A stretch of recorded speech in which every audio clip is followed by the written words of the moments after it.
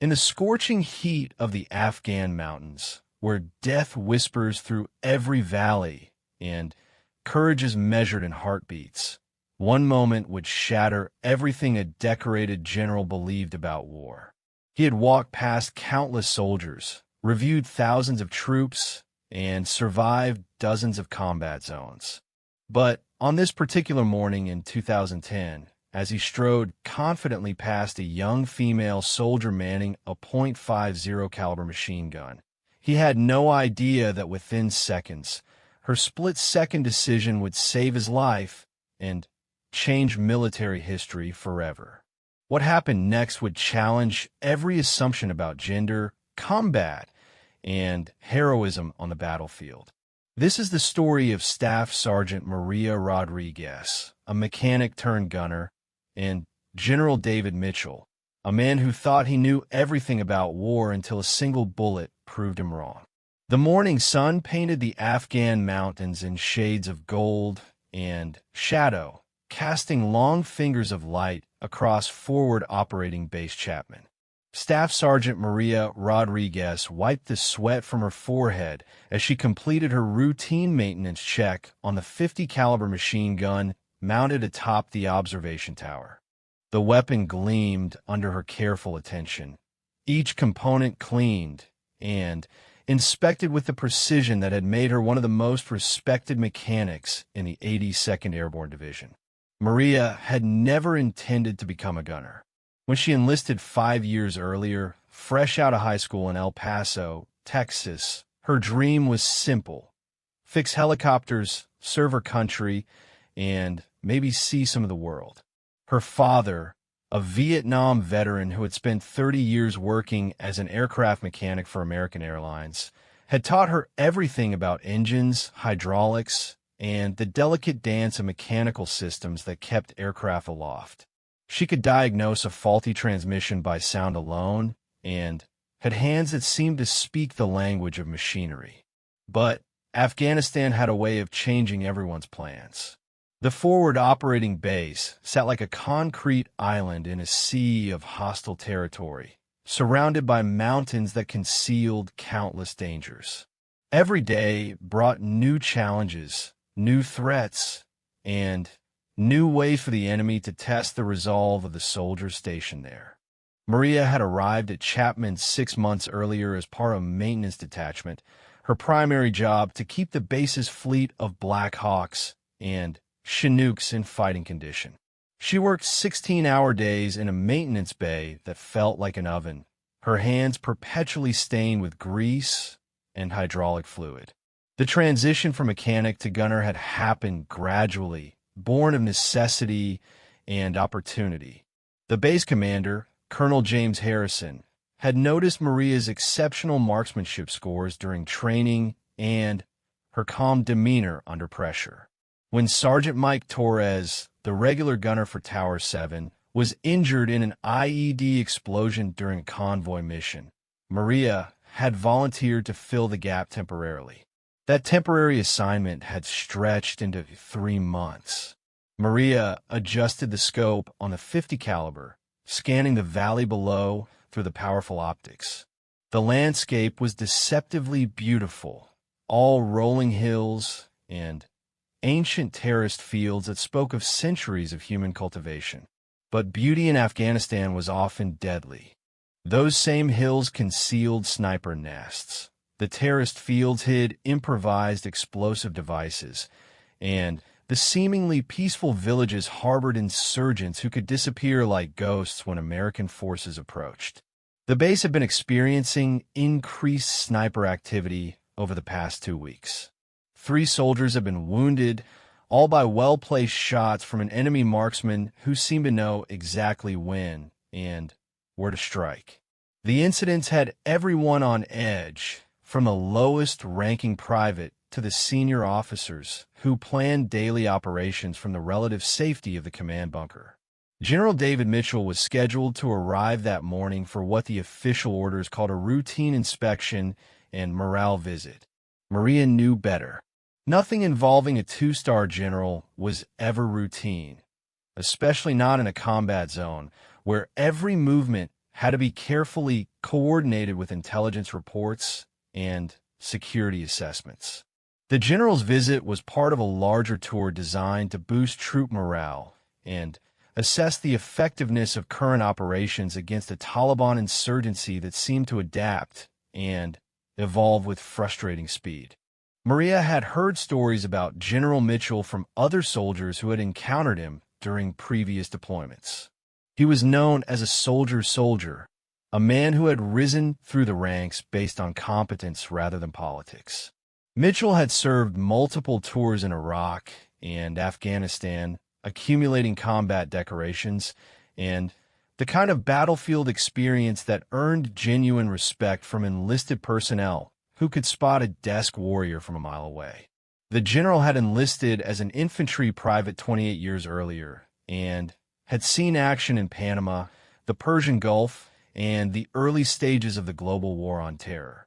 He understood the weight of an M4 rifle after a 12-hour patrol, knew the taste of MRE rations eaten cold in a fighting position, and had felt the particular kind of exhaustion that comes from sleeping in full gear while listening for incoming orders. His leadership style reflected that experience, characterized by direct communication and a genuine concern for the welfare of the soldiers under his command. As Maria fine-tuned the 50 caliber's position, she reflected on the strange path that had brought her to this moment. 6 months earlier, she had been elbow-deep in the engine compartment of a Black Hawk, replacing a faulty fuel pump and cursing the design engineers who had somehow thought that particular component should be accessible only to someone with the flexibility of a contortionist. Now she was responsible for a section of the base's defensive perimeter, armed with a weapon capable of engaging targets at ranges exceeding a mile. The transformation had been both challenging and rewarding. Gunnery required different skills than mechanical work, though both demanded attention to detail and the ability to remain calm under pressure. Where mechanical work rewarded patience and systematic troubleshooting, gunnery demanded split-second decision-making and the kind of hand-eye coordination that separated average marksmen from exceptional ones. Maria had discovered she possessed a natural talent for both roles. Her shooting instructor at Fort Bragg, Master Sergeant Robert Kim, had recognized her potential during initial marksmanship training. Kim was a former Marine Scout sniper who had transitioned to the Army after his first enlistment and brought with him a wealth of knowledge about long-range shooting and target engagement. He had taken Maria under his wing, teaching her advanced techniques for wind reading, range estimation, and the mental aspects of precision shooting that separated amateur marksmen from professional soldiers. The 50 caliber machine gun was a formidable weapon, capable of engaging both personnel and light vehicles at extreme ranges. The M2 Browning had been in service since World War I, a testament to John Moses Browning's engineering genius and the weapon's fundamental reliability. Maria had spent countless hours studying its operation, learning to strip and reassemble the weapon blindfolded, and mastering the various types of ammunition available for different tactical situations. Standard ball ammunition was effective against personnel and unarmored vehicles. Armor-piercing rounds could penetrate light vehicle armor and concrete barriers. Incendiary ammunition was devastating against fuel storage and aircraft.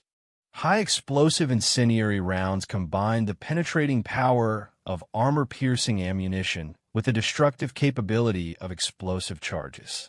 Maria had trained extensively with each type, learning to select the appropriate ammunition for various threat scenarios. The radio crackled to life in her headset, interrupting her thoughts about ammunition selection and ballistic calculations. Tower 7, this is base operations.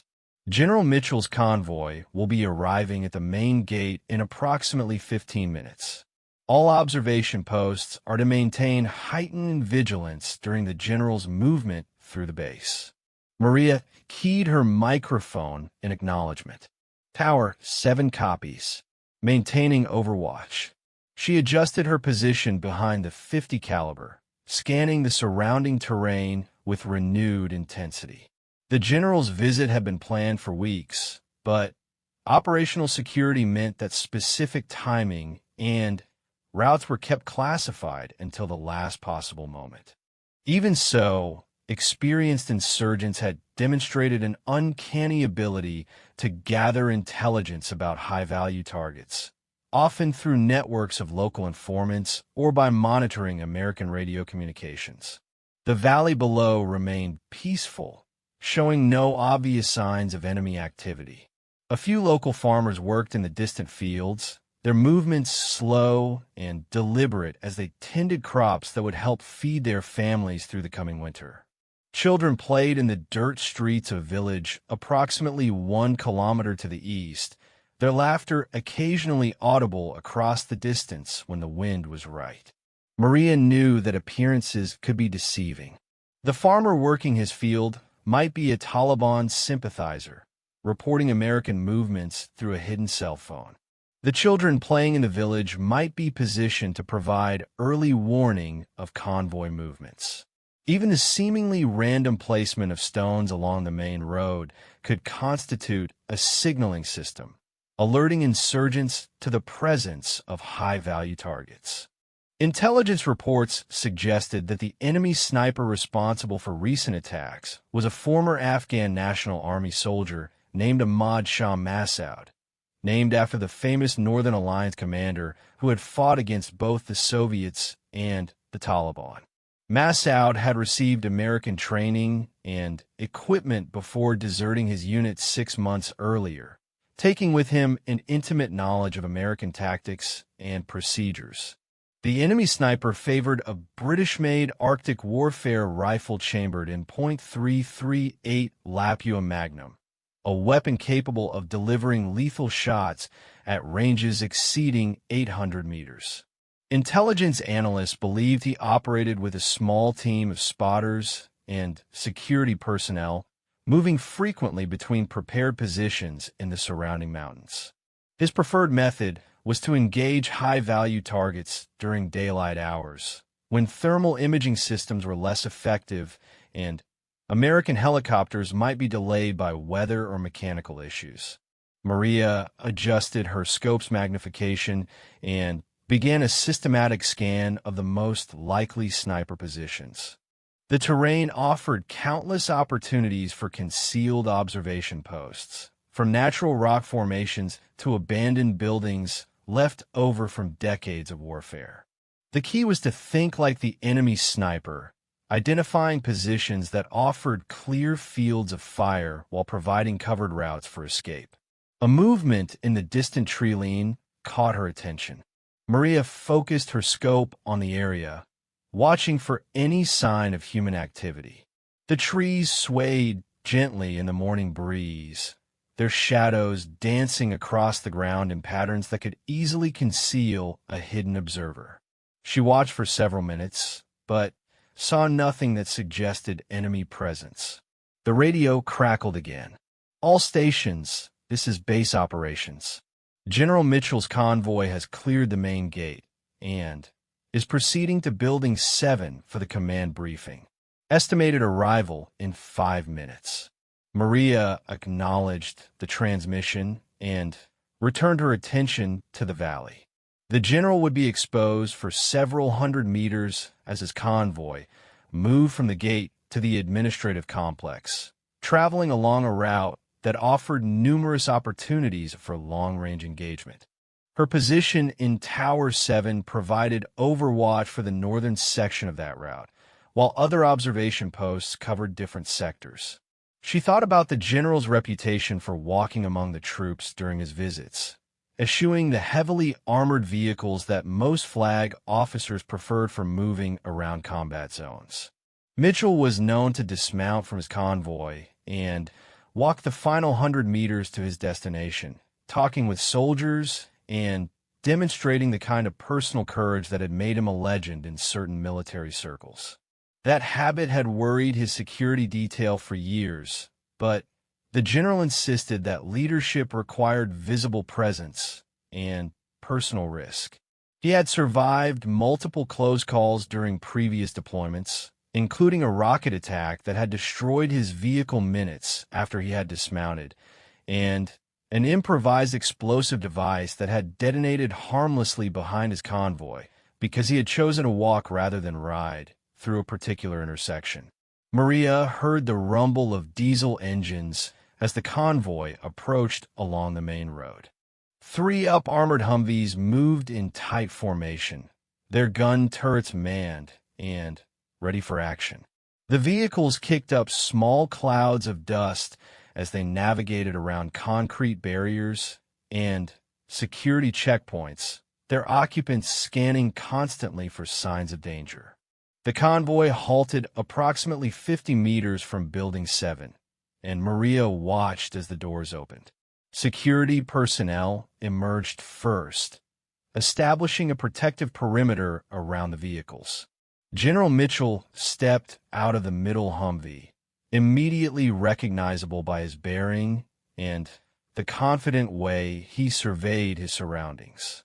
Even at a distance of several hundred meters, Maria could see that the general carried himself with the unmistakable posture of a professional soldier. His uniform was crisp despite the dust and heat, his movements economical and purposeful. He spoke briefly with his security detail before beginning to walk toward Building 7, declining their obvious offers to provide closer protection. Maria admired the general's courage, even as her training made her scan the surrounding area for potential threats.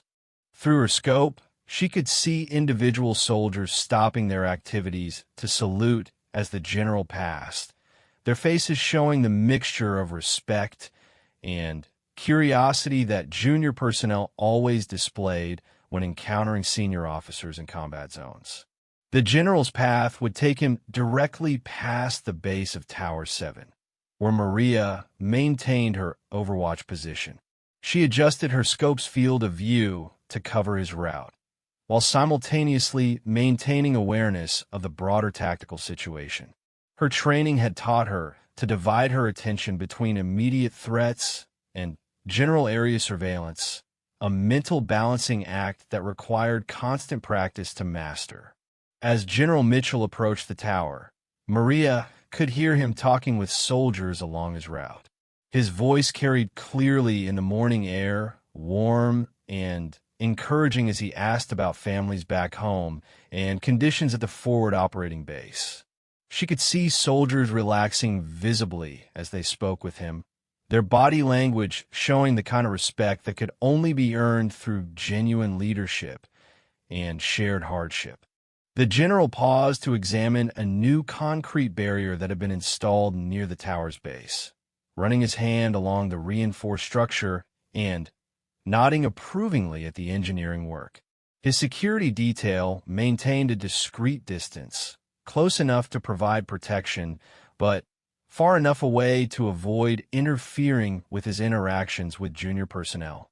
Maria found herself focusing on the general's unprotected movement, her tactical training warring with admiration for his leadership style. Through her scope, she could see potential firing positions in the surrounding terrain, angles of approach that an enemy sniper might use to engage such a high-value target. The general's refusal to accept heavy protection made him vulnerable, but it also made him the kind of leader that soldiers would follow into hell. A flash of reflected sunlight from the distant ridge line caught Maria's attention. She immediately shifted her scope toward the source, her heart rate increasing as training and instinct combined to trigger an adrenaline response. The reflection had come from approximately 800 meters northeast of the base, originating from a rocky outcropping that would provide excellent concealment for a sniper position. Maria studied the area through her scope, looking for any sign of human activity. The rocky formation was partially obscured by scrub vegetation, creating numerous shadows where a skilled marksman could conceal himself while maintaining clear lines of sight to the base. She watched for movement, breathing, or any other indicator that might reveal an enemy presence. Another flash of reflected light confirmed her suspicions. Someone was definitely positioned on that ridge line, and they were using optical equipment to observe the base. Maria immediately keyed her radio microphone to alert the command center, but hesitated as she considered the implications of a false alarm during a general officer's visit. The rules of engagement were clear about engaging suspected enemy positions, but they also required positive identification of hostile intent before opening fire. A reflection of sunlight could come from binoculars being used by curious locals, or from pieces of metal debris scattered across the landscape by decades of warfare. Maria needed to be certain before she acted. She adjusted her scope's magnification to maximum power and focused on the suspected sniper position. The increased magnification reduced her field of view, but provided greater detail about the specific area where she had observed the reflections. She could see individual rocks and pieces of vegetation, but the angle and distance made it difficult to identify specific objects or personnel. Movement in her peripheral vision drew her attention back to the general's location.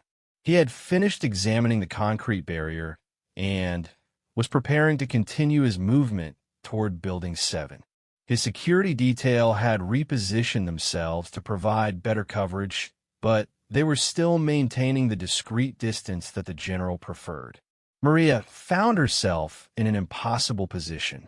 She could not positively identify the source of the reflections she had observed, but her instincts and training were screaming that something was wrong. The timing was too convenient, the location too perfect, and the behavior too consistent with enemy sniper tactics for her to dismiss her concerns. She made a decision that would haunt her for the rest of her life, regardless of the outcome. Maria keyed her radio microphone and transmitted a warning to the Base Operations Center. Base Operations, this is Tower 7. I have possible sniper activity on the northeast ridge line, approximately 800 meters from my position, requesting immediate evaluation. The response was immediate and professional. Tower 7, this is Base Operations. Can you provide positive identification of hostile personnel or weapons? Maria studied the ridge line again through her scope, desperately searching for the kind of definitive proof that would justify her concerns. The reflections had stopped, but that could simply mean that the observer had become more careful about concealment. She could see no obvious signs of weapons or personnel, but experience had taught her that skilled snipers were virtually impossible to detect when properly concealed. Negative Base Operations. I cannot provide positive identification, but the pattern of activity is consistent with enemy observation techniques. There was a brief pause before the Operations Center responded.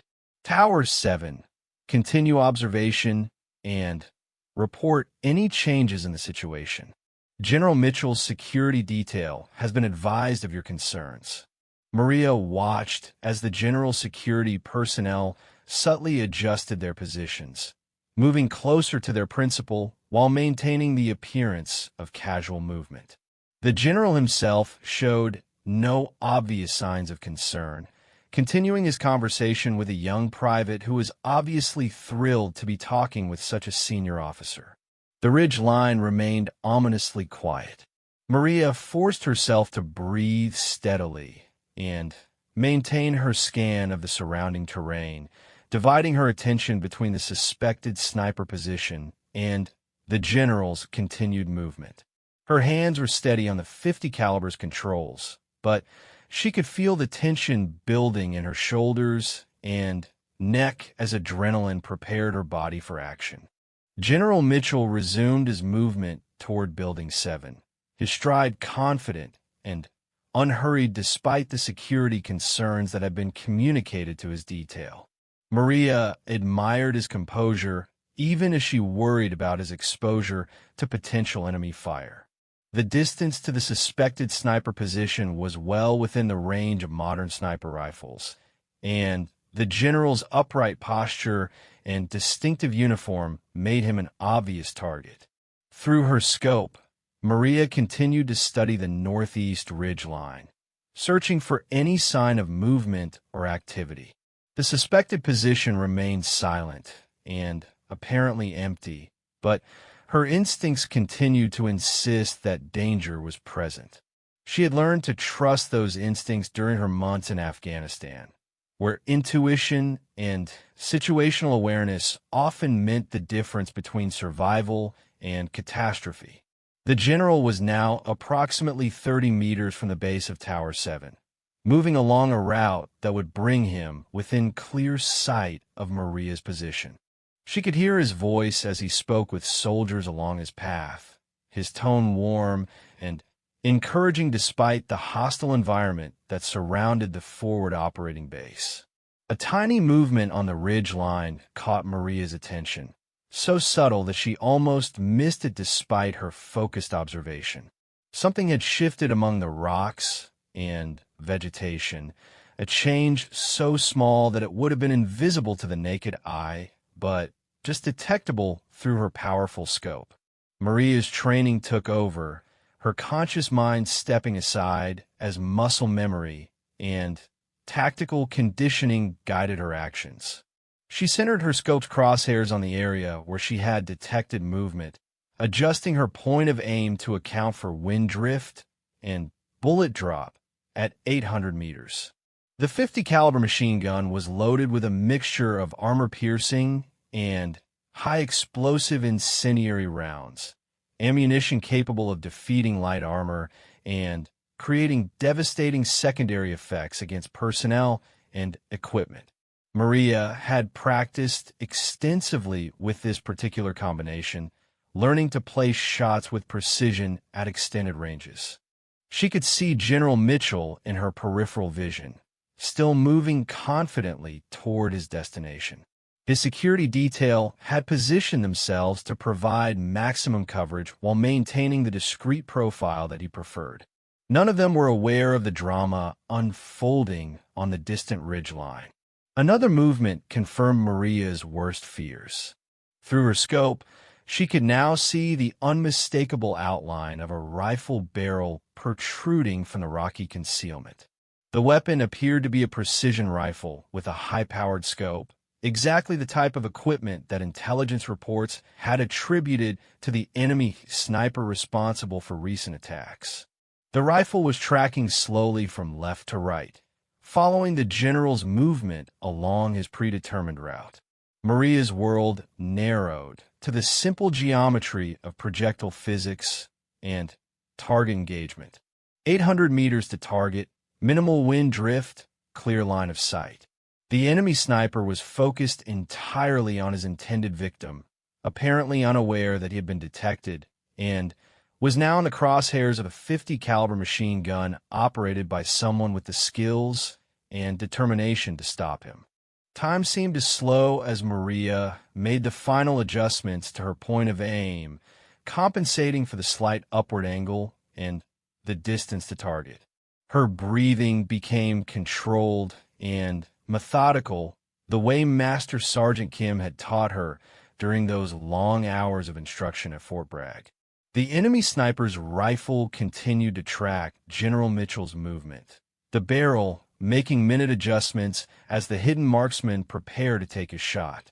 Maria's finger moved to the trigger of the 50 caliber machine gun, her training and instincts combining in perfect harmony as she prepared to engage the enemy sniper before he could fire on General Mitchell.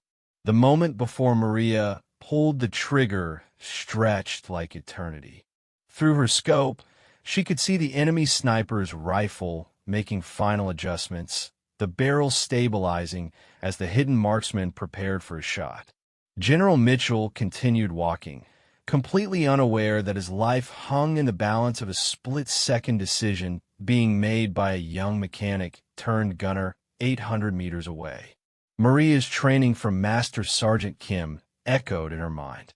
When you have a shot, take it. Hesitation kills good people. The .50 caliber bucked against her shoulder as she fired a controlled burst of 3 rounds. The massive weapon's recoil was tremendous, but Maria's experience and preparation allowed her to maintain sight picture and observe the impact of her shots. The first round struck the rocky outcropping slightly to the left of the target. The second round found its mark, the armor-piercing projectile striking the enemy sniper's position with devastating effect. The third round was insurance, ensuring that the threat had been neutralized. The sound of the .50 caliber firing echoed across the valley like thunder, immediately alerting everyone at the forward operating base that something significant had happened. General Mitchell and his security detail took immediate cover, their training overriding curiosity as they sought protected positions behind concrete barriers and armored vehicles. Through her scope, Maria could see the results of her engagement. The rocky outcropping where the enemy sniper had been concealed was now marked by the distinctive dust cloud and debris pattern that indicated a successful hit with high explosive ammunition. No movement was visible from the position, and the rifle that had been tracking General Mitchell was nowhere to be seen. Tower 7, this is base operations. Report your status immediately. Maria keyed her microphone, her voice steady despite the adrenaline coursing through her system. Base operations, this is Tower 7. I engaged and neutralized an enemy sniper on the northeast ridge line. The threat has been eliminated. The radio exploded with chatter as various units reported in, and the base operations center coordinated the immediate response. Security teams were dispatched to investigate the sniper position. Medical personnel were placed on standby, and the base's defensive posture was elevated to maximum alertness. General Mitchell's voice cut through the radio traffic, calm and professional. Base operations, this is General Mitchell. Tower 7 has my personal thanks. Request immediate tactical assessment of the situation. Maria continued to scan the surrounding terrain through her scope, searching for any additional threats that might be present.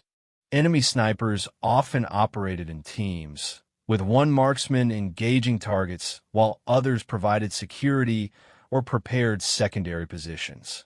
Her successful engagement of the primary threat did not necessarily mean that the danger had passed. Minutes passed like hours as security teams made their way toward the enemy position. The terrain was difficult, requiring the soldiers to navigate steep slopes and rocky ground while maintaining vigilance against possible ambushes. Maria provided overwatch for their movement, her scope tracking their progress as they climbed toward the ridge line where the enemy sniper had been concealed.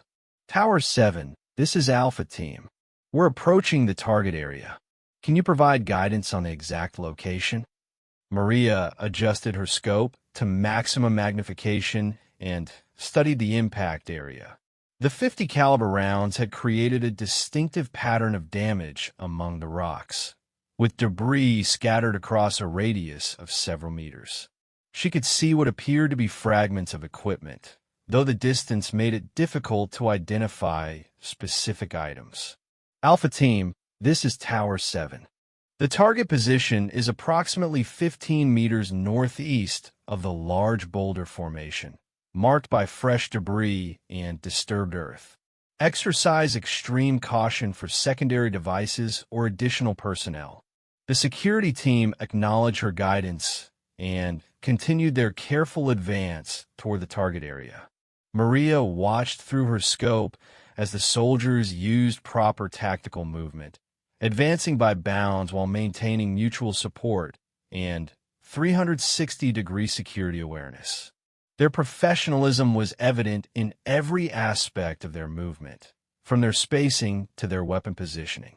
General Mitchell had emerged from cover and was speaking with his security detail near Building 7. Even at a distance, Maria could see that he was gesturing toward Tower 7, apparently discussing the engagement that had just taken place. His composure was remarkable, showing no obvious signs of stress despite having been the target of an enemy sniper only minutes earlier. Tower 7, this is Alpha Team. We've reached the target area and can confirm one enemy Kia. Appears to be a male approximately 30 years old, armed with a precision rifle and equipped with advanced optics. Stand by for detailed assessment. Maria felt a mixture of relief and professional satisfaction at the confirmation of her successful engagement. The threat had been real, and her decision to fire had been justified by the presence of an armed enemy sniper in position to engage high-value targets on the base. Her training and instincts had proven accurate under the most challenging circumstances imaginable. The detailed assessment from Alpha Team revealed the full scope of what had nearly occurred. The enemy sniper was indeed Ahmad Shah Massoud, the former Afghan National Army soldier who had been responsible for recent attacks against American forces. He had been armed with a British-made Arctic warfare rifle chambered in .338 Lapua Magnum, exactly matching intelligence reports about the equipment used in previous engagements. Most significantly, the rifle had been loaded and ready to fire with the scope adjusted for the exact range to General Mitchell's position. Examination of the weapon revealed that the sniper had been moments away from taking a shot when Maria's .50 caliber rounds had ended his threat permanently. Tower 7, this is Alpha Team. Target was definitely preparing to engage.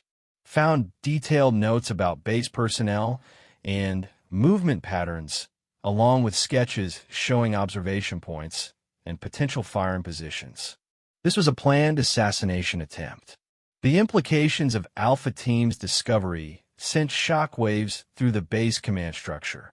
The enemy sniper had not been conducting random harassment of American forces. He had been specifically targeting senior personnel and gathering intelligence for a coordinated attack. His notes contained detailed information about daily routines, security procedures, and the personal habits of key officers. General Mitchell's decision to walk among the troops, while admirable from a leadership perspective, had provided the enemy sniper with exactly the opportunity he needed. The general's predictable route and exposure had made him an ideal target for a skilled marksman with intimate knowledge of American tactical procedures. Maria's successful engagement had prevented what would have been a devastating blow to American morale and operational effectiveness. The assassination of a general officer in a combat zone would have provided enormous propaganda value to the enemy, potentially inspiring additional attacks and undermining confidence in American security procedures. The radio crackled as base operations coordinated the response to the incident. Medical personnel were dispatched to examine the enemy sniper's body and collect any intelligence materials that might reveal additional threats. Engineers were tasked with improving defensive positions around the base perimeter, particularly those areas that might provide concealment for future sniper attempts. Most importantly, from Maria's perspective, General Mitchell requested permission to personally thank the soldier who had saved his life. Base operations granted the request, and word came through Tower 7's radio that the general would be climbing to her position within the next few minutes. Maria had never spoken directly with a general officer, and the prospect of such a meeting filled her with both pride and nervousness. She had performed her duty exactly as trained, but the magnitude of what had occurred was still sinking in. Her split-second decision and precise shooting had prevented the assassination of one of the most senior American commanders in Afghanistan. She used the time before the general's arrival to conduct post-engagement procedures, clearing her weapon and documenting the incident according to standard operating procedures. The 50 caliber machine gun required immediate cleaning and inspection after firing, particularly given the dusty conditions that could cause malfunctions if proper maintenance was not performed. As Maria worked on her weapon, she reflected on the sequence of events that had led to this moment. 6 months earlier, she had been a mechanic with no combat experience, focused entirely on keeping helicopters airborne and engines running. The transition to combat operations had been challenging, requiring her to develop new skills while maintaining proficiency in her primary occupation. The sound of footsteps on the tower's metal stairs announced General Mitchell's arrival. Maria quickly completed her weapon maintenance and assumed the position of attention, her heart racing as she prepared to meet the officer whose life she had just saved. General Mitchell emerged from the stairwell, his presence immediately commanding despite the informal circumstances.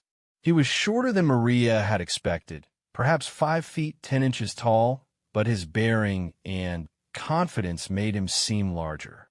His uniform was dusty from the morning's activities, and his face showed the kind of weathering that came from years of exposure to harsh environments. Staff Sergeant Rodriguez, I presume? Maria saluted crisply, her voice steady as she replied, Yes, sir.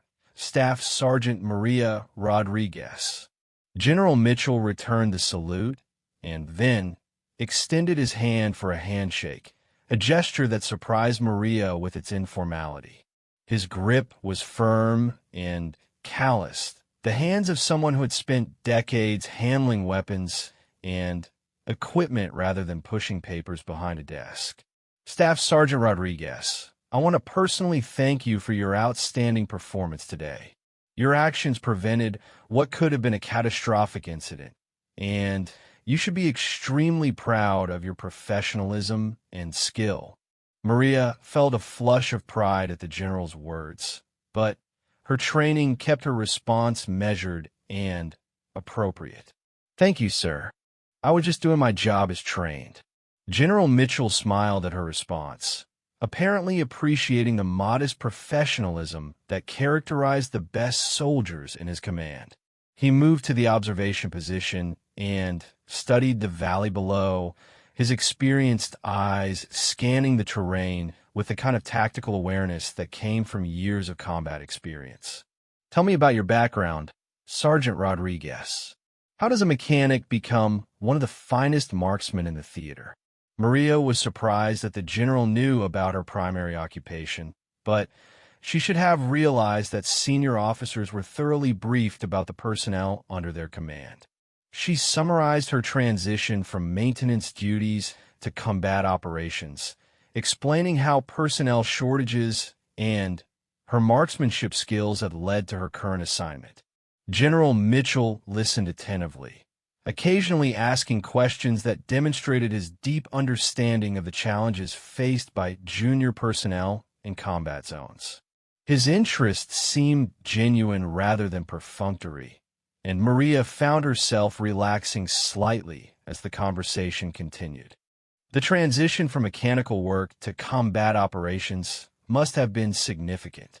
What similarities did you find between the two occupations? Maria considered the question carefully before responding. Sir, both require attention to detail and the ability to remain calm under pressure. Mechanical work teaches you to think systematically and troubleshoot problems methodically. Those same skills apply to target engagement and tactical decision-making. The general nodded approvingly at her analysis. That's an excellent observation, Sergeant. The best soldiers I've known have been those who could think clearly under pressure and apply their training to unexpected situations. You demonstrated both of those qualities today. Their conversation was interrupted by radio traffic from Alpha Team, which was continuing its detailed examination of the enemy sniper position. Additional intelligence materials had been discovered, including photographs of base personnel and detailed timing information about daily routines. The scope of the enemy's intelligence gathering was more extensive than initially realized. General Mitchell listened to the radio reports with growing concern, his expression becoming more serious as the full extent of the threat became apparent.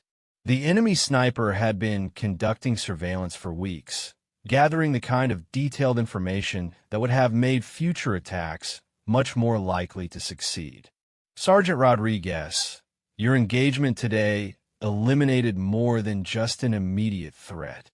The intelligence we're recovering suggests that this individual was planning multiple attacks against senior personnel. Your actions may have saved numerous lives. Maria felt the weight of responsibility that came with that knowledge. Her decision to fire had been based on training and instinct, but the consequences of that decision extended far beyond the immediate tactical situation. The enemy's detailed planning suggested that additional attacks had been inevitable without intervention. General Mitchell spent several more minutes discussing the tactical situation and the broader implications of the morning's events. He was particularly interested in Maria's assessment of potential improvements to base security, recognizing that her position provided unique insights into defensive vulnerabilities. What recommendations would you make for improving our defensive posture, based on your observations from this position? Maria had been thinking about that exact question since her arrival at Tower 7. Her mechanical background gave her a different perspective on security systems, focusing on weak points and failure modes that might not be obvious to personnel with purely combat backgrounds. Sir, I think we need better coordination between observation posts for overlapping fields of fire. The current positions have gaps that a skilled enemy could exploit. I'd also recommend improved camouflage for our own positions, since the enemy obviously had detailed information about our defensive setup. The general's questions continued for several more minutes, covering topics ranging from equipment reliability to personnel morale. His interest in the opinions of junior personnel was remarkable, demonstrating the kind of leadership style that had made him respected throughout the military. Eventually, the general's security detail indicated that his schedule required moving to the next planned activity. General Mitchell shook Maria's hand again before preparing to leave Tower 7, his expression showing genuine gratitude for her actions. Sergeant Rodriguez, I'll be recommending you for appropriate recognition for today's actions. Your performance was exemplary, and the Army needs more soldiers like you. Maria felt a surge of pride at the general's words, but she also felt the weight of responsibility that came with such recognition. Her actions had been successful today, but combat zones offered countless opportunities for both triumph and tragedy. She would need to maintain the same level of performance day after day, mission after mission. As General Mitchell descended the tower stairs, Maria returned to her observation duties, scanning the valley for any additional threats that might emerge in response to the morning's engagement. The successful elimination of Ahmad Shah Massoud would likely prompt other enemy elements to adjust their tactics, possibly leading to increased activity in the coming days. The radio traffic gradually returned to normal as the base settled into its regular operational routine. Alpha Team completed its examination of the enemy position and returned to the base with a wealth of intelligence materials that would require detailed analysis. The immediate threat had been eliminated, but the broader security situation remained complex and dangerous. Maria thought about her father as she resumed her observation duties. He had served in Vietnam during a different era of warfare, facing different challenges and operating with different equipment. But the fundamental requirements of military service remained unchanged: courage, competence, and the willingness to make difficult decisions under extreme pressure. She had proven herself capable of meeting those requirements when it mattered most. The question now was whether she could maintain that standard of performance throughout the remainder of her deployment, knowing that each day would bring new challenges and new opportunities to serve her fellow soldiers. The afternoon sun climbed higher in the Afghan sky, and Maria settled into the rhythm of observation and vigilance that had become her daily routine. The 50 caliber machine gun was clean and ready, her scope was properly adjusted, and her mind was focused on the mission at hand. Somewhere in the valley below, other enemies were undoubtedly planning their next move, adjusting their tactics in response to the morning's events. Maria would be ready for them, just as she had been ready for Ahmad Shah Massoud. The general had walked past her 50 caliber that morning, unaware of the danger that surrounded him. Thanks to Maria's skill and determination, he had continued walking, safe to lead and inspire the soldiers under his command for another day.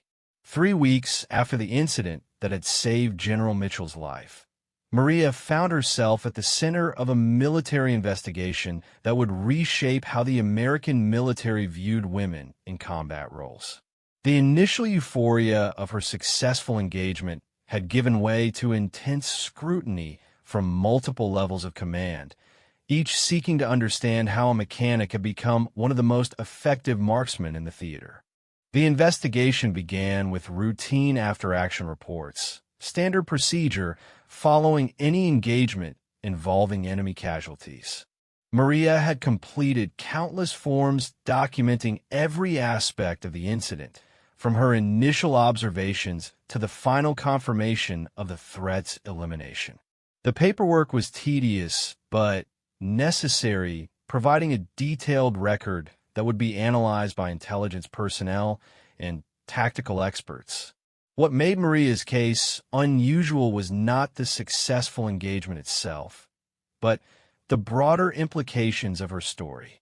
The Pentagon had been grappling with questions about women in combat for decades, debating policies that balanced military effectiveness with political considerations and social attitudes.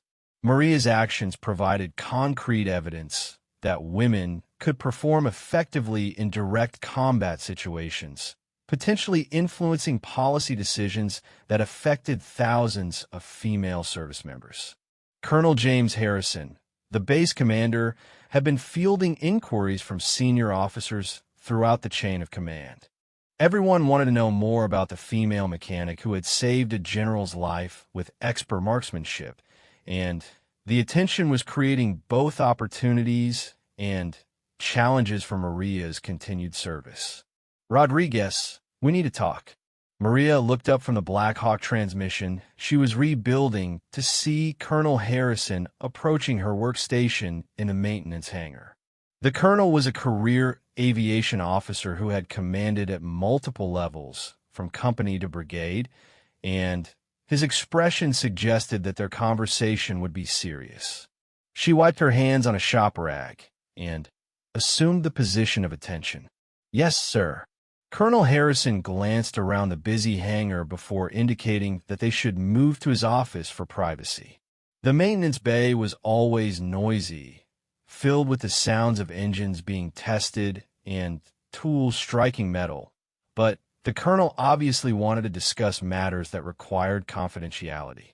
His office was spartanly decorated, reflecting the practical mindset of a career soldier who had spent more time in the field than behind a desk.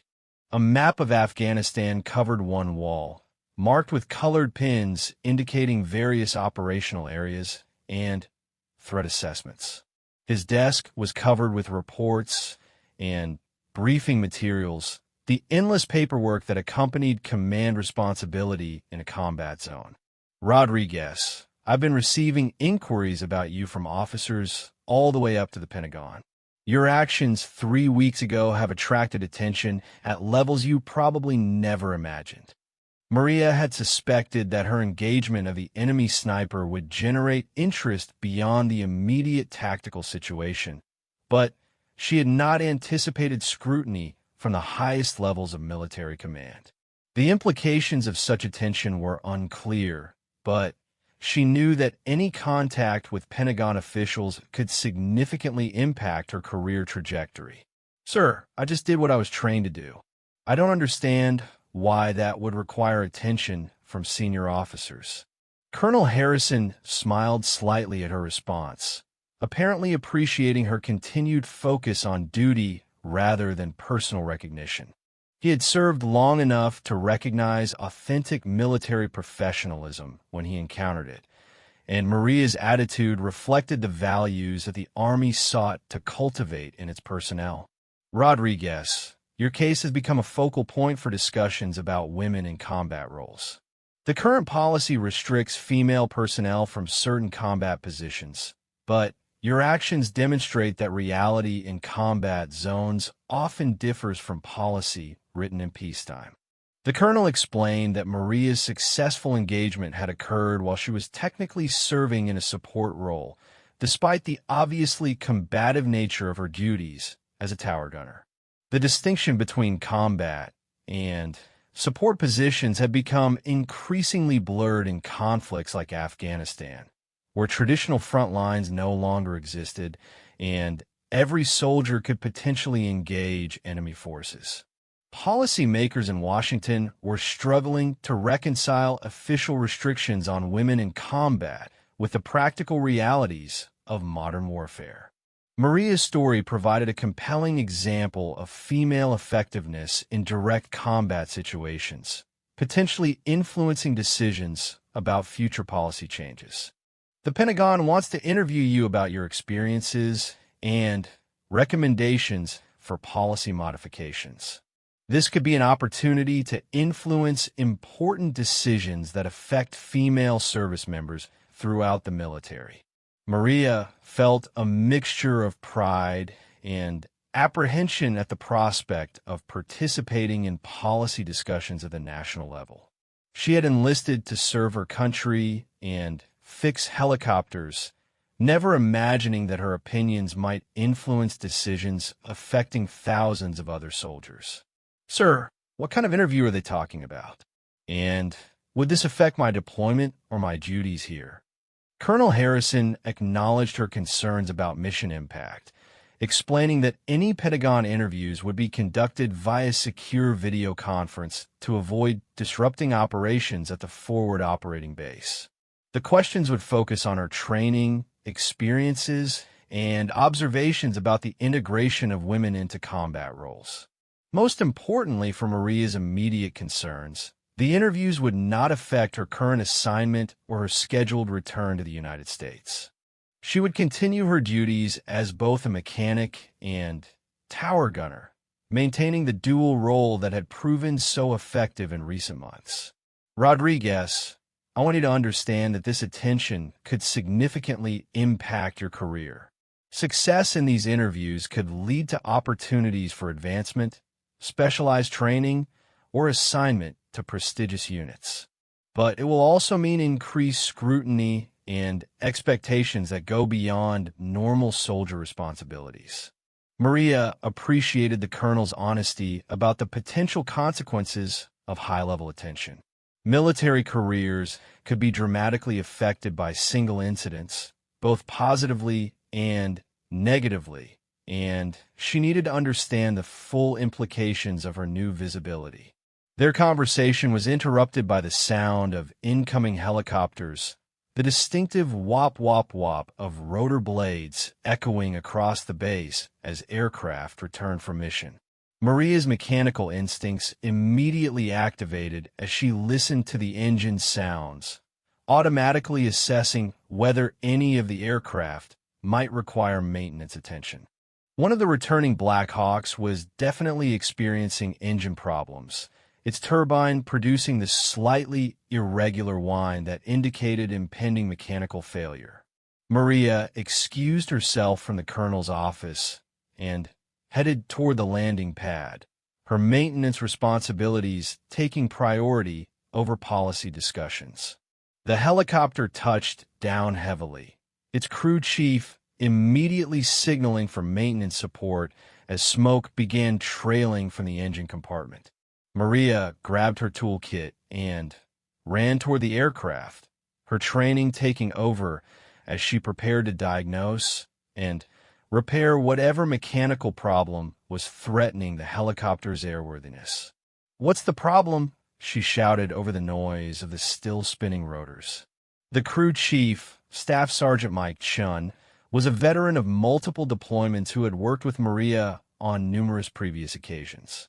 His face showed the mixture of frustration and concern that characterized aircrew dealing with mechanical emergencies far from home base. "Started losing power about 20 minutes out, then we started seeing temperature spikes and oil pressure fluctuations. Managed to nurse her back here, but she's definitely not mission capable." Maria began her systematic examination of the engine compartment, looking for obvious signs of failure, while monitoring the aircraft's instrumentation for additional clues about the nature of the problem. The symptoms described by Chan suggested either a failing oil pump or damage to internal engine components, both serious issues that would require extensive repair work. She traced fuel lines and hydraulic connections, checking for leaks or damage that might explain the power loss and temperature fluctuations. The engine compartment was hot and cramped, requiring her to work by feel in many areas where visual inspection was impossible. "Found it," she called out after several minutes of intensive examination. "Your oil pump coupling is coming apart. That's why you're losing pressure and overheating." The diagnosis was both good news and bad news. Good because the problem was reparable with available parts and would not require shipping the helicopter back to a major maintenance facility. Bad because the repair would require several hours of work and would keep the aircraft out of service during a period of intensive operational tempo. Maria began disassembling the engine compartment to access the failed component, her movements efficient and purposeful despite the awkward working conditions. She had performed this particular repair dozens of times during her maintenance career, but never under combat conditions where the helicopter's return to service might be critical for ongoing missions. As she worked, Maria reflected on the colonel's comments about Pentagon interviews and policy discussions. The contrast between high-level policy debates and practical maintenance work illustrated the complexity of military service, where theoretical discussions about combat roles took place alongside the daily reality of keeping equipment operational. Her dual role as mechanic and gunner had developed naturally in response to operational needs, demonstrating that effective military service often required adaptability rather than rigid adherence to occupational specialties.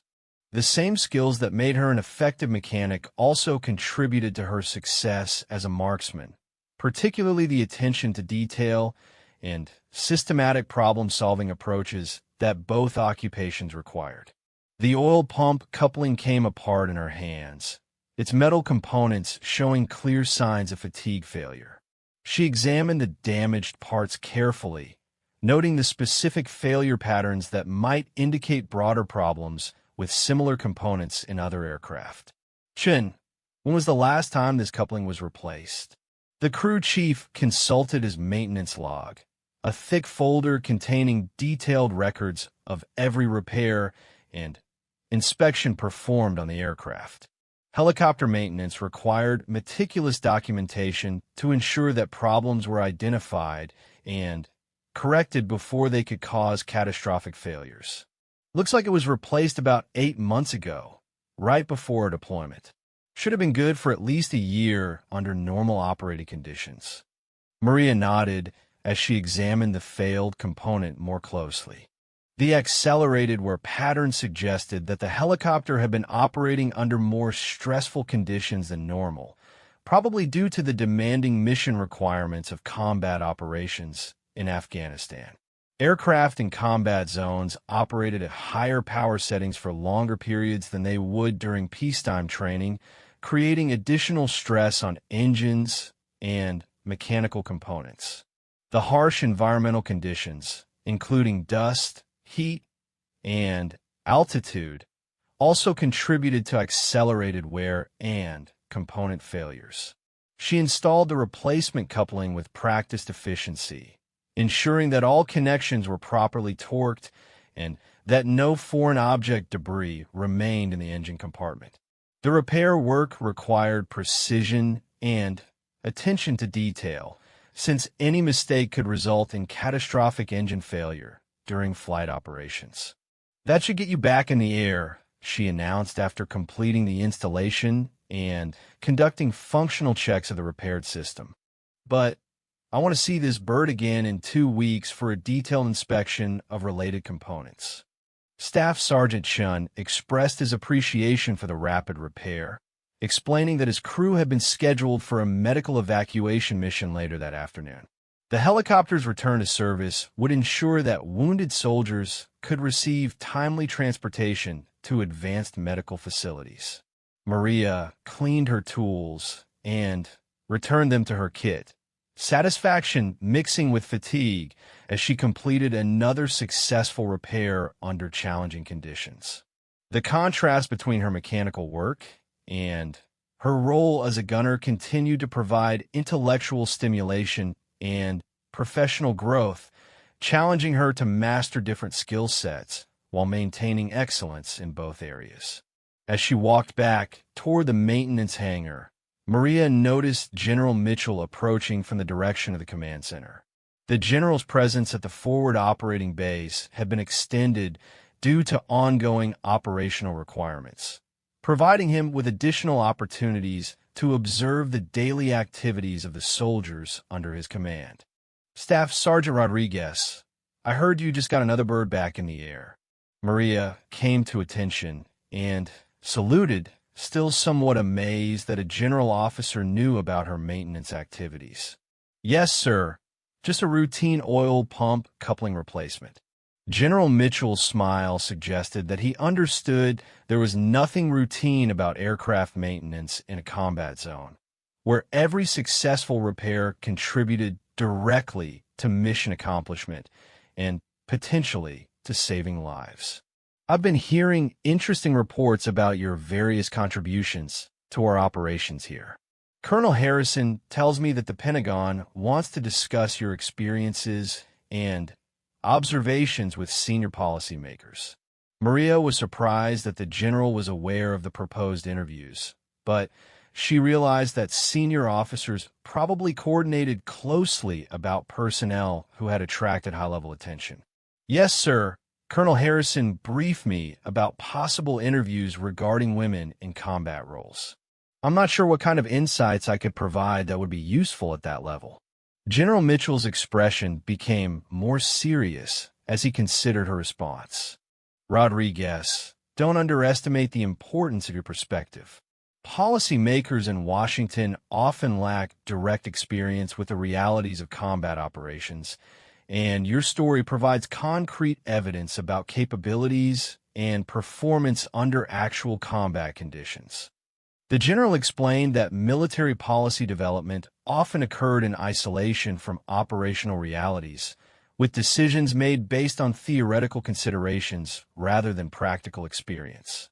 Maria's successful performance in dual roles provided valuable data for policymakers seeking to understand the actual capabilities of female personnel in combat situations. "Your case demonstrates that effective military service depends more on individual competence and dedication than on gender-based assumptions about capability." That's an important message for policymakers to hear from someone who has proven it under combat conditions. Their conversation continued for several more minutes, covering topics ranging from training requirements to the integration of female personnel into traditionally male-dominated occupations.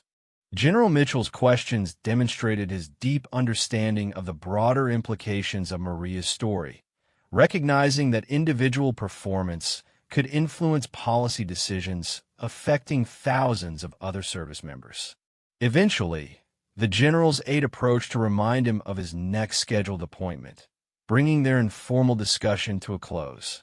General Mitchell shook Maria's hand before departing, his expression showing continued appreciation for her contributions to the mission. Maria returned to her duties in the maintenance hangar, where several other aircraft required attention before the next day's missions could proceed. The routine work provided a welcome contrast to the high-level policy discussions that seemed to be surrounding her story, grounding her in the practical realities of military service. As she worked on a hydraulic system replacement, Maria thought about the general's comments regarding the importance of her perspective for policy development. She had never considered herself a policy expert, but her experiences apparently provided insights that could influence important decisions about military service. The prospect of contributing to policy discussions was both exciting and intimidating, representing an opportunity to influence positive changes while also accepting responsibility for the consequences of those changes. Her recommendations could affect the careers and opportunities of female service members throughout the military, a responsibility that she did not take lightly. The afternoon passed quickly as Maria completed several repair jobs and prepared aircraft for the next day's missions. Her work was interrupted periodically by radio calls from Tower 7, where her replacement gunner was maintaining surveillance of the surrounding terrain. The security situation had remained relatively quiet since the elimination of Ahmad Shah Massoud, but intelligence reports suggested that other enemy elements were adapting their tactics in response to recent events. The forward operating base maintained maximum vigilance, knowing that temporary calm often preceded renewed enemy activity. As evening approached, Maria completed her maintenance responsibilities and prepared for her next shift as tower gunner. The dual role continued to provide intellectual challenges and professional satisfaction, demonstrating that military effectiveness often required flexibility and adaptability rather than narrow specialization. She climbed the stairs to Tower 7 as the sun set over the Afghan mountains, her rifle and equipment prepared for another night of vigilance and observation. The valley below was peaceful in the fading light, but Maria knew that appearances could be deceiving in a combat zone where danger lurked behind every ridge and in every shadow. 6 months after the incident that had saved General Mitchell's life, Maria found herself in a Pentagon conference room facing a panel of senior officers and civilian officials who would determine the future of women in combat roles throughout the American military. The journey from a dusty forward operating base in Afghanistan to the corridors of power in Washington had been surreal, transforming her from an unknown mechanic into a symbol of female military capability. The conference room was intimidating in its formal grandeur, with polished wooden panels and official portraits of military leaders dating back to the founding of the Republic. Maria wore her dress blue uniform, every ribbon and decoration precisely positioned according to regulations that she had memorized during countless hours of preparation for this moment. Seated across from her were officials whose decisions affected millions of service members worldwide. General Patricia Adams, the highest-ranking female officer in the Army, had been designated as the panel chairwoman.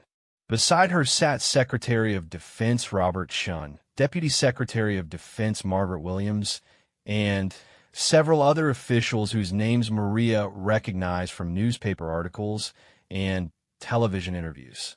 The formality of the setting contrasted sharply with the practical realities of combat that had shaped Maria's experiences in Afghanistan.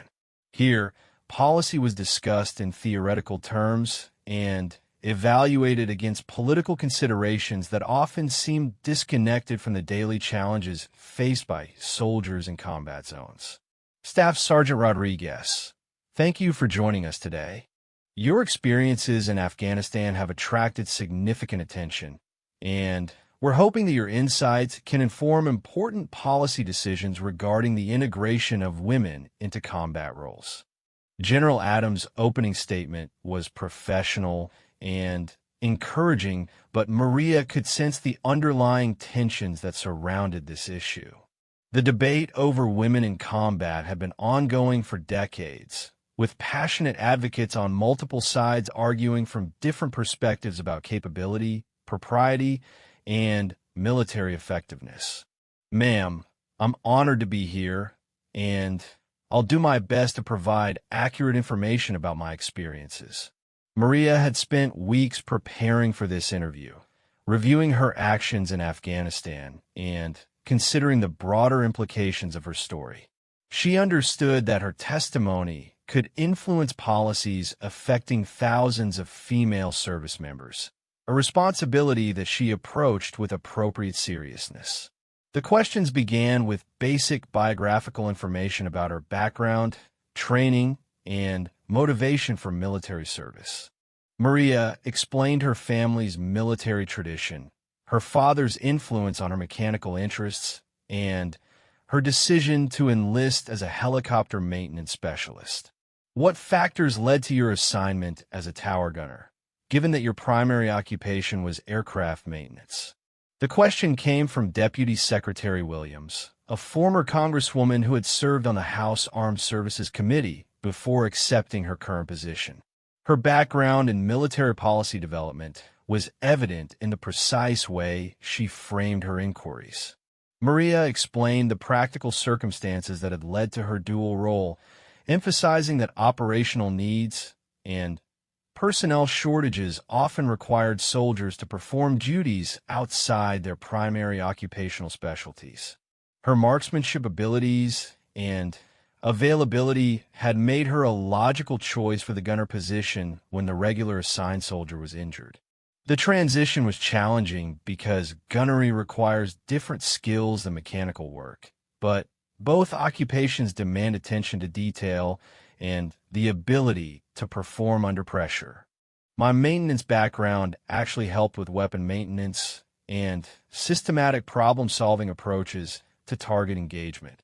Secretary Chun leaned forward as Maria spoke, his expression showing interest in her analysis of the similarities between different military occupations. Chun was a former Marine general who had commanded units at various levels before transitioning to civilian leadership, bringing extensive operational experience to his current role. Staff Sergeant Rodriguez. Some critics argue that physical differences between men and women could affect performance in direct combat situations. How would you respond to those concerns based on your experiences? The question was direct and somewhat confrontational, forcing Maria to address one of the most contentious aspects of the women in combat debate. She had anticipated this line of questioning and had developed thoughtful responses based on her actual experiences rather than theoretical arguments. Sir, I believe that individual capability matters more than general assumptions about gender-based differences. Physical strength is important for certain tasks, but modern combat often depends more on mental capabilities, technical skills, and decision-making under pressure. Maria cited specific examples from her deployment, describing situations where technical competence and marksmanship skills have been more important than raw physical strength. The .50 caliber machine gun she had operated was certainly heavy and physically demanding, but proper training and technique had allowed her to operate it effectively. I've worked alongside male soldiers who were stronger than me and others who weren't. I've also worked with female soldiers who outperformed their male counterparts in various tasks. Individual capability varies widely within both genders, so blanket assumptions about performance seem counterproductive. General Adams nodded approvingly at Maria's response, apparently appreciating the balanced approach she was taking to controversial questions. The general had faced similar questions throughout her own career, rising through the ranks during a period when opportunities for female officers were limited by both policy and cultural attitudes. The questioning continued for over an hour, covering topics ranging from training requirements to unit cohesion and the integration of female personnel into traditionally male-dominated occupations. Maria answered each question honestly and thoroughly, drawing on her experiences while acknowledging the limitations of her individual perspective. Staff Sergeant Rodriguez, what recommendations would you make for improving the integration of women into combat roles, assuming that policy restrictions were modified to allow such assignments? The question came from Admiral Sarah Johnson, the Navy's representative on the panel, and a former submarine commander who had navigated her own challenges with gender integration during her career. Her question implied that policy changes were being seriously considered, potentially opening new opportunities for female service members. Maria had thought extensively about this question during her preparation for the interview. Her recommendations were based on practical considerations rather than ideological arguments, focusing on training standards, equipment modifications, and leadership approaches that would maximize the effectiveness of integrated units. Ma'am, I think the most important factor is maintaining consistent standards for all personnel regardless of gender. If someone can meet the physical and mental requirements for a particular job, their gender shouldn't be a disqualifying factor. She went on to discuss specific recommendations for training programs, equipment modifications, and unit policies that could facilitate successful integration while maintaining operational effectiveness. Her suggestions were practical and detailed, reflecting her direct experience with the challenges and opportunities associated with women in combat roles. I also think it's important to focus on individual capabilities rather than group characteristics. Some women will excel in combat roles, others won't, just like some men excel and others don't. Selection should be based on demonstrated performance rather than assumptions about gender-based limitations. The panel members exchanged glances as Maria spoke, their expressions suggesting that her recommendations were being seriously considered for potential policy implementation. The formal nature of the proceedings indicated that this interview was part of a comprehensive review process that could lead to significant changes in military personnel policies. Secretary Chun asked several follow-up questions about specific training requirements and performance standards, probing for details that would be necessary for policy development. His questions suggested that the Department of Defense was seriously considering modifications to existing restrictions on women in combat. Staff Sergeant Rodriguez, how do you think male soldiers would react to the integration of women into combat units, based on your experiences with mixed-gender operations? The question touched on one of the most sensitive aspects of the integration debate, addressing concerns about unit cohesion and the acceptance of female personnel by their male counterparts. Maria's response would need to be honest about challenges while maintaining focus on professional rather than personal considerations. Sir, in my experience, most soldiers care more about competence and reliability than gender. The male soldiers I've worked with have been supportive and professional, particularly after they saw that I could perform my duties effectively. Maria acknowledged that some initial skepticism was natural when traditional roles were challenged, but emphasized that performance-based acceptance had developed quickly once her capabilities were demonstrated. She cited specific examples of male soldiers who had initially expressed doubts, but had become supportive colleagues after working with her professionally. I think the key is proving yourself through action rather than arguing about theoretical capabilities. Most soldiers respect competence regardless of who demonstrates it. The interview continued for another hour, with panel members asking increasingly detailed questions about training, equipment, leadership, and policy implementation. Maria's response has demonstrated both her practical knowledge and her thoughtful consideration of complex issues that extended far beyond her individual experiences. As the formal questioning concluded, General Adams offered Maria an opportunity to make additional comments or recommendations that had not been covered by the panel's questions. This was her chance to emphasize the points that she considered most important for policy development. Ma'am, I'd like to emphasize that my success in Afghanistan was made possible by excellent training, supportive leadership, and the opportunity to prove myself in challenging circumstances. If the military provides those same conditions for other women, I believe many will succeed in combat roles. Maria went on to stress the importance of merit-based selection and the need for consistent standards that ensured unit effectiveness while providing opportunities for qualified personnel regardless of gender. Her final comments emphasized professional competence over gender politics, focusing on military effectiveness as the primary consideration for policy development.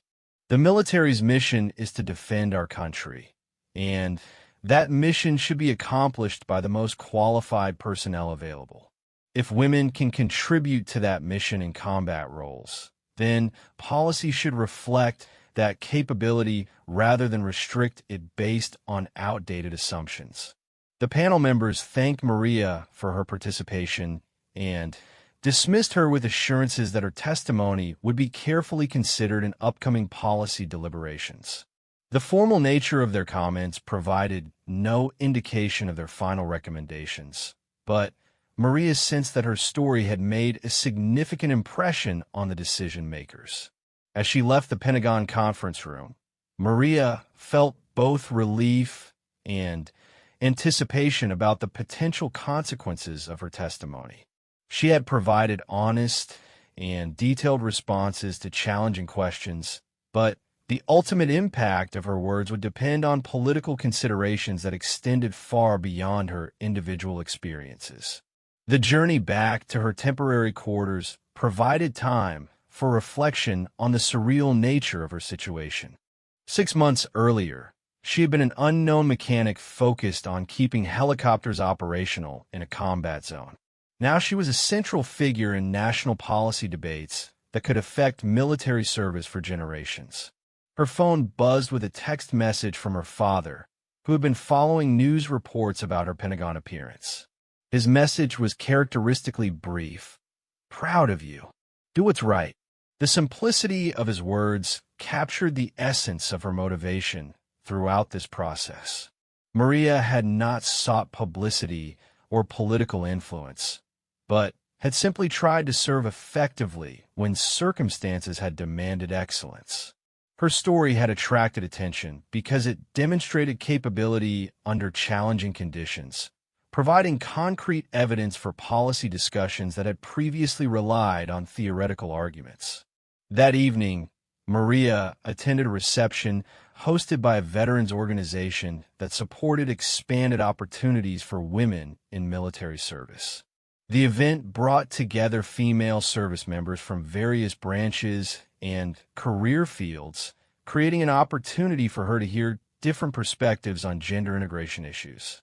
The conversations were enlightening and sometimes challenging, exposing her to viewpoints that she had not previously considered.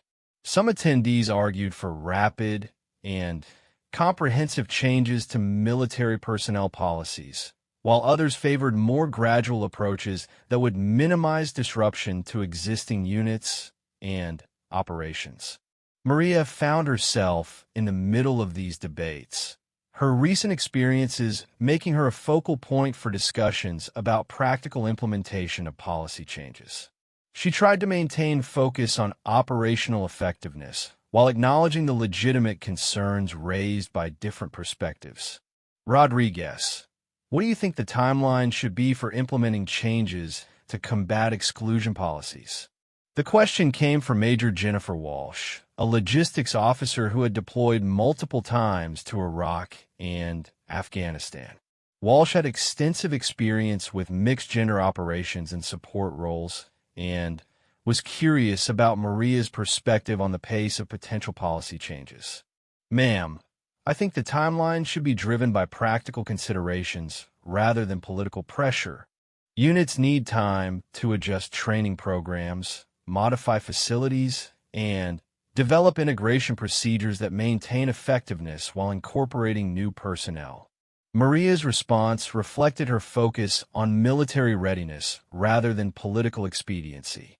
She had seen how rushed implementation of new policies could create problems for operational units, and she wanted to avoid similar issues with gender integration initiatives. The reception continued late into the evening, with conversations ranging from technical training issues to broader questions about military culture and social change. Maria learned about challenges and opportunities that extended far beyond her individual experiences, gaining appreciation for the complexity of issues that policymakers were attempting to address.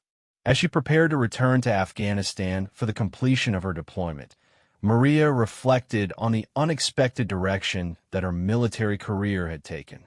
Her primary goal remained unchanged: serve effectively and contribute to mission accomplishment. But her story had apparently become part of a larger narrative about military service and social progress that would continue long after her return to operational duties. The next morning brought news that would validate her optimism about the impact of her testimony. Secretary of Defense Chun announced the formation of a comprehensive review panel tasked with developing recommendations for modifying policies restricting women from combat roles. The panel's charter specifically cited the need to base policy decisions on demonstrated performance rather than theoretical assumptions about gender-based capabilities. Maria's story had become a catalyst for change that would affect thousands of female service members, opening new opportunities while maintaining focus on military effectiveness and mission accomplishment. Her journey from mechanic to gunner to policy advocate demonstrated that individual excellence could influence institutional change, creating possibilities for future generations of women who chose military service. 2 years after that pivotal morning, when Maria Rodriguez saved General Mitchell's life, the reverberations of her split-second decision continued to reshape American military policy and challenge long-held assumptions about women in combat. The Pentagon had officially lifted restrictions on women serving in direct combat roles, and Maria found herself at Fort Bragg, North Carolina, as one of the first female instructors at the newly integrated Special Operations Training course. The transformation had been remarkable and swift.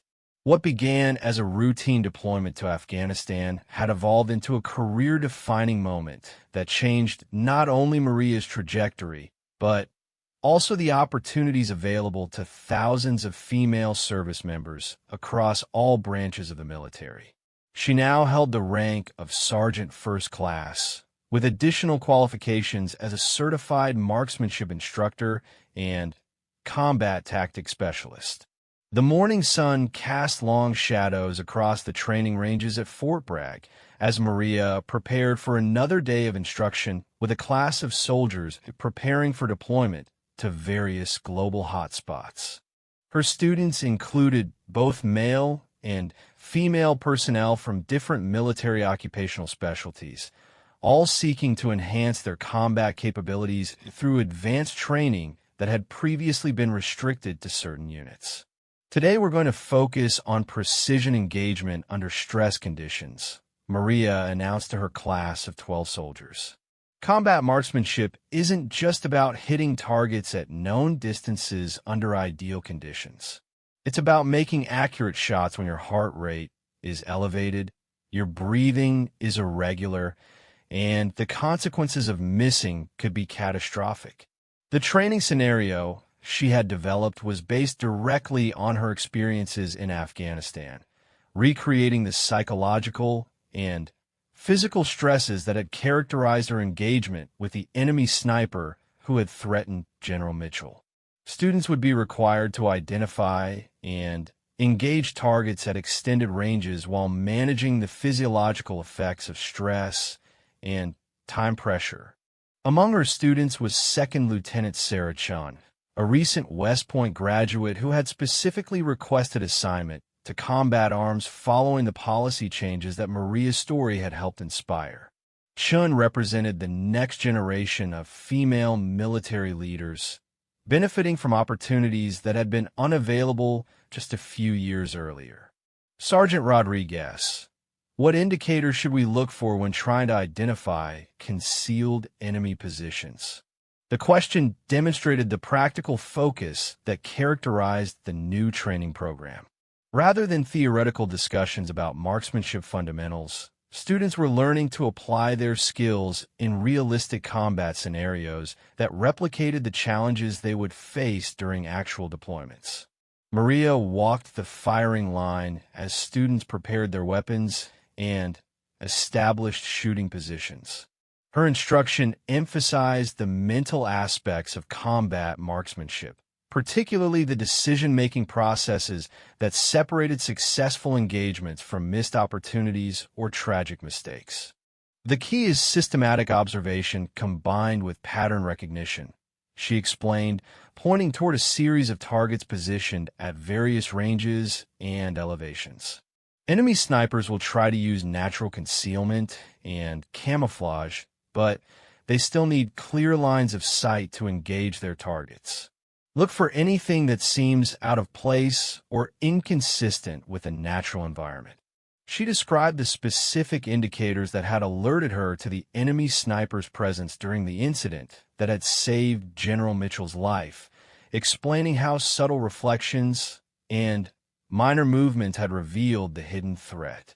Her instruction was based on hard-won experience rather than theoretical knowledge, providing students with insights that could save lives during future deployments. The students began their practical exercises, scanning designated areas through high-powered scopes while Maria monitored their technique and provided individual coaching. The diversity of her class reflected the broader changes that had occurred throughout the military, with personnel from different backgrounds and genders working together to master challenging combat skills. Private First Class Marcus Johnson, a former college football player from Alabama, had initially expressed skepticism about learning combat tactic from a female instructor. His attitude had changed quickly as Maria's expertise became apparent, and he now sought her advice on technical aspects of marksmanship that extended beyond the formal curriculum. Sergeant Rodriguez, how do you maintain accuracy when engaging targets at extreme range? I keep missing the 800-meter target, even when my fundamentals seem solid. Maria examined Johnson's shooting position and observed his technique through several practice shots. The problem was common among inexperienced marksmen attempting to engage targets beyond their normal training ranges, often involving minor errors in breathing control or trigger manipulation that became magnified at extended distances. You're rushing your trigger pull slightly, probably because you're anxious about the increased difficulty of the long-range shots, she diagnosed.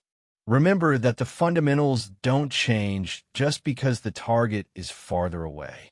If anything, they become more important. She guided Johnson through several corrective exercises, emphasizing the mental discipline required for precision shooting at extended ranges. The techniques she taught had been developed through extensive practice and real-world application, representing the integration of formal training with combat experience. As the morning training session progressed, Maria reflected on the journey that had brought her to this moment. The mechanic who had volunteered for tower duty in Afghanistan had evolved into a recognized expert in combat marksmanship and training methodology, with responsibilities that extended far beyond her original military occupational specialty. The transition had required extensive additional training and education, including advanced courses in marksmanship instruction, combat tactics, and leadership development. Maria had embraced these challenges enthusiastically, recognizing that her unique experiences created opportunities to contribute to military effectiveness at a broader level. Her phone vibrated with an incoming text message from General Mitchell, who had maintained contact with her throughout the policy changes that her story had influenced. The general was now serving at the Pentagon, where he had become an advocate for evidence-based personnel policies that maximized military capability regardless of demographic considerations. The message was characteristically brief. Seeing news reports about your training program. Proud of the progress you're making. General Mitchell's support had been instrumental in Maria's career development, providing mentorship and opportunities that had accelerated her progression through increasingly responsible positions. His influence had opened doors that might otherwise have remained closed, enabling her to contribute to military effectiveness at levels that would have been unimaginable during her initial enlistment. The afternoon brought a visit from a congressional delegation that was investigating the implementation of the new gender integration policies. Maria found herself once again in the position of explaining her experiences and observations to senior officials, though the context was now focused on program evaluation rather than policy development. Congressman Robert Davis, chairman of the House Armed Services Committee, had requested a detailed briefing on the effectiveness of the new training programs and their impact on military readiness. His questions were thorough and occasionally skeptical, reflecting ongoing political debates about the wisdom of gender integration initiatives. Sergeant Rodriguez, critics argue that physical differences between men and women could compromise unit effectiveness in combat situations. How do you respond to those concerns based on your training experiences? The question was familiar, similar to inquiries she had fielded during her Pentagon testimony 2 years earlier. Her response was informed by hundreds of hours of training experience with male and female students, providing concrete data about performance rather than theoretical arguments. Sir, our training data shows that individual capability varies significantly within both genders, often more than between genders.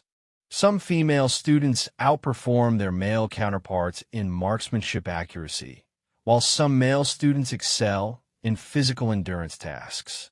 The key is selecting personnel based on demonstrated ability rather than demographic assumptions. Maria cited specific performance statistics from her training programs, showing that graduation rates and skill proficiency were distributed across gender lines in ways that contradicted simplistic stereotypes. Her students succeeded or failed based on individual preparation, motivation, and aptitude rather than gender-based characteristics. Congresswoman Margaret Williams, a former Army officer herself, asked about the integration process and any challenges that had emerged during implementation. Williams had been a strong supporter of the policy changes and was seeking evidence to counter criticisms from political opponents. Ma'am, the integration process has been smoother than many anticipated, primarily because we maintained consistent performance standards while focusing on individual capabilities. Students are evaluated based on their ability to meet specific criteria, regardless of their background or demographics. The congressional delegation spent several hours observing training activities and interviewing both instructors and students about their experiences with the integrated program. Their questions covered topics ranging from facility modifications to unit cohesion and operational effectiveness. Lieutenant Shun, the West Point graduate who was among Maria's students, provided testimony about her experiences and observations. Her comments reflected the perspective of a new generation of military leaders who viewed gender integration as normal rather than revolutionary. The focus is entirely on professional competence and mission accomplishment. I've never felt that my gender was a factor in my treatment or opportunities, and I don't think my fellow students view it as relevant to our training or future service. As the delegation concluded their visit, Congressman Davis thanked Maria for her contributions to the policy development and implementation process. His comments suggested that the political support for gender integration had solidified, with evidence of successful implementation overcoming initial skepticism from some quarters. Sergeant Rodriguez, your story has become a symbol of the capabilities and contributions of women in military service. The success of these training programs validates the policy changes that your experiences helped inspire. That evening, Maria attended a ceremony recognizing the graduation of her first integrated training class. The 12 students who had completed the rigorous program represented diverse backgrounds and career fields, united by their successful mastery of advanced combat skills. Second Lieutenant Chun was selected as the distinguished graduate, recognizing her exceptional performance throughout the training program. Her achievement represented a milestone in the integration process, demonstrating that female personnel could excel in the most demanding military training environments. This graduation represents more than individual achievement. Maria addressed the assembled students, their families, and distinguished visitors. You are pioneers in a new chapter of military service, proving that capability and dedication are the only qualifications that matter for defending our nation. The ceremony concluded with the presentation of graduation certificates and the announcement of assignments for the newly qualified personnel. Several graduates would deploy to Afghanistan within weeks, where they would apply their advanced training in the same combat environment where Maria's story had begun. General Mitchell attended the ceremony as the guest speaker, providing continuity between Maria's initial actions and the broader changes that had resulted from her story. His remarks emphasized the importance of individual excellence and the military's obligation to utilize all available talent in defense of national security. Staff Sergeant Rodriguez exemplifies the best traditions of military service: competence, courage, and dedication to mission accomplishment. The policies that her actions helped inspire will strengthen our military by expanding opportunities for qualified personnel while maintaining the highest standards of performance. After the ceremony, Maria met privately with General Mitchell to discuss her future career plans and the continuing evolution of gender integration policies. The general had become a mentor and advocate, helping her navigate the unique challenges associated with high-profile military service. Rodriguez, you've exceeded every expectation throughout this process. Your success as an instructor and trainer has validated the confidence that the Army placed in you, and your contributions will continue to benefit military effectiveness for years to come. The general explained that additional opportunities were developing for personnel with her unique combination of combat experience and training expertise. New programs were being established to enhance military capabilities in various specialized areas, creating career paths that had not existed when she first enlisted. I want you to consider applying for the Sergeant Major Academy when you become eligible. Your experiences and leadership abilities could prepare you for senior enlisted positions where you could influence training and policy development at the institutional level. The prospect of attending the Sergeant Major Academy represented a potential pathway to the highest levels of enlisted leadership, where she could contribute to military effectiveness through policy development and institutional management rather than direct training and operations. As Maria drove home from the ceremony, she reflected on the extraordinary journey that had brought her from a maintenance hangar in Afghanistan to a leadership position in one of the military's most advanced training programs. Her initial goal of fixing helicopters and serving her country had evolved into a career that influenced policy and shaped opportunities for future generations of service members. Her phone rang as she pulled into her driveway, the caller ID showing her father's number. He had attended the graduation ceremony and had been visibly proud as he watched her address the assembled guests and graduates. "Mija, your mother, and I couldn't be more proud of what you've accomplished. When you enlisted, we hoped you'd serve honorably and come home safely. We never imagined you'd change history." Her father's words captured the surreal nature of her journey from enlisted mechanic to policy influencer to training instructor. The split-second decision to engage an enemy sniper had created ripple effects that continued to expand, affecting military policy and individual careers in ways that could never have been anticipated. "Dad, I just did what needed to be done. The recognition and opportunities have been incredible, but the mission is what matters most." That night, Maria reviewed lesson plans for the next training cycle while considering the general suggestion about applying for advanced leadership education. Her experiences had demonstrated that individual actions could influence institutional change, but sustained impact required systematic efforts to develop and implement improved policies and procedures. She thought about Second Lieutenant Chun and the other graduates who would soon deploy to combat zones around the world. Their success would provide additional evidence of the wisdom of gender integration policies, while their failures would be scrutinized by critics seeking to reverse recent progress. The responsibility was significant, but manageable, particularly given the support system that had developed around the integration process.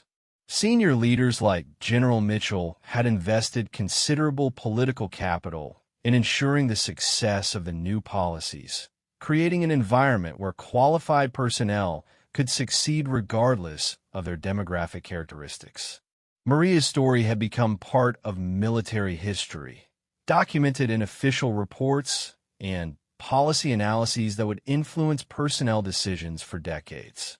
But the real measure of success would be the performance of future generations of service members who benefited from expanded opportunities without having to overcome the barriers that had constrained their predecessors. As she prepared for sleep, Maria looked at the photograph on her nightstand showing her with General Mitchell and the other soldiers who had served at Forward Operating Base Chapman. The image captured a moment in time when individual courage and competence had converged with historical opportunity to create lasting change. The general had walked past her .50 caliber machine gun on that morning in Afghanistan, unaware that his life hung in the balance. But more importantly, that moment had demonstrated that military effectiveness depended on the capabilities and dedication of individual service members rather than assumptions about their gender or background. The story that had begun with a mechanic volunteering for tower duty had evolved into a testament to the importance of merit-based policies and the value of individual excellence in military service. Maria Rodriguez had proven that courage, competence, and dedication were the only qualifications that mattered for defending the nation, regardless of who possessed them. Her legacy would be measured not only by the lives saved and policies changed, but by the opportunities created for future generations of Americans who chose to serve their country in uniform. The general had walked past her .50 caliber that morning, but both of their lives had been permanently changed by what happened next.